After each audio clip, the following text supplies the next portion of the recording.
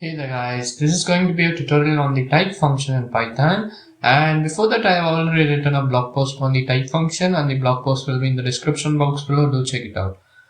So what is the type function? So for example, if you write a piece of code in Python and to determine the piece of code data type, so for example the data type can be string or integer or float, or it can be boolean, whatever. So to find the particular data type you use the type function.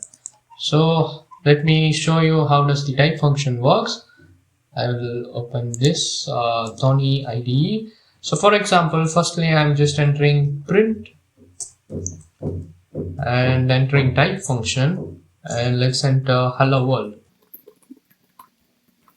So if I run this program, you could see that in the shell we have got class string, which means that this particular code is string. And let's also do with boolean. Let's do with integers 1 2 3. So you could see here it's class integer. Now if I do with any decimal points, it will show float. So let's enter 4.5. Yes.